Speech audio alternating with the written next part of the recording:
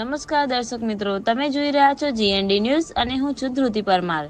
સમગ્ર દેશભરમાં જે પ્રકારે અલગ અલગ જગ્યાઓ પર મોક ડ્રીલનું આયોજન કરવામાં આવ્યું છે, તે પ્રકારે પાદરા શહેરમાં આવેલા અરિહંત કોમ્પ્લેક્સ ખાતે પણ મોક ડ્રીલનું આયોજન કરવામાં આવ્યું હતું।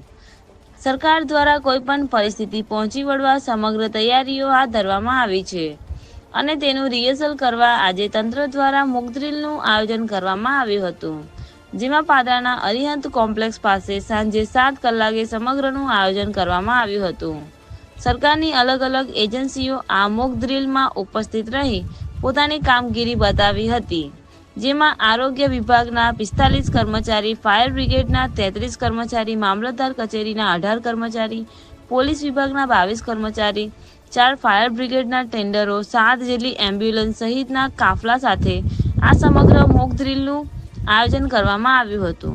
આ મોક ડ્રીલ દરમિયાન પાદરાના ધારાસભ્ય ચૈતન્યસિંહ ઝાલા પણ ખાસ ઉપસ્થિત રહ્યા હતા। પાદરાની વિવિધ કચેરીઓના મુખ્ય અધિકારીઓ પણ મોક ડ્રીલમાં હાજર રહ્યા હતા। જય હિન્દ, જય ભારત। हाँ, અમારા કલેક્ટર સાહેબ અને અમારા એડિશનલ કલેક્ટર સુધા મેડમના આદેશ મુજબ આજે અમે civil defence Gotri division, Gorwa division તેમજ જેપી ડિવિઝનના પદાધિકારીઓ હાજર રહી અને ડિવિઝન પણ હાજર રહી અને મોક ડ્રીલનું આયોજન કરવામાં આવ્યું। એમાં અનુસંધાનમાં આગ લાગે તો શું કરવું, યુદ્ધ થાય તો શું કરવું, એના માટે જે મોક ડ્રીલ યોજવામાં આવ્યું એમાં મામલતદાર સાહેબ પાદરાના અને ધારાસભ્ય ઝાલા સાહેબ તમામ હાજર રહી અને મોક ડ્રીલ કરવામાં આવ્યું। એમાં અમે સાયરન વગાડવાનું હોય છે, આગ લાગે, ઇન્જર્ડ થાય તો એમ્બ્યુલન્સ બોલાવી અને ફટાફટ આગ હોલાવવાની એમ્બ્યુલન્સ પણ આવી ગઈ છે અને જ્યારે આગ લાગે ત્યારે શું કરવું એના માટે પણ આજે બાહેધરી આપવામાં આવી અને તમે જોઈ શકો છો કે મોટી સંખ્યામાં સિવિલ ડિફેન્સ અધિકારીઓએ અને અમારા સાથે મળીને આજે મોક ડ્રીલ યોજવામાં આવ્યું અને એક સજાગ કરવામાં પબ્લિકને કોઈ યુદ્ધ થાય તો શું કરવું એના માટે અમે આયોજન કર્યું છે અને આજે મોક ડ્રીલ યોજવામાં આવ્યું છે। ઇલિયાસભાઈ વાડીવાલા, જેપી રોડ ડિવિઝન।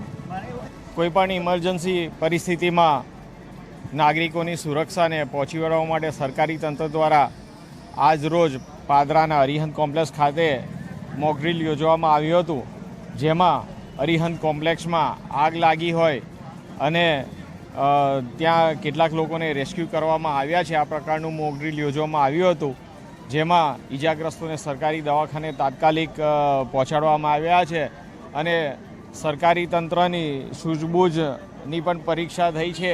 તો આમાં સરકારી તંત્ર સંપૂર્ણપણે સફળ થયું છે અને ઈજાગ્રસ્તોને તાત્કાલિક ધોરણે સરકારી દવાખાને પહોંચાડવામાં આવ્યા છે।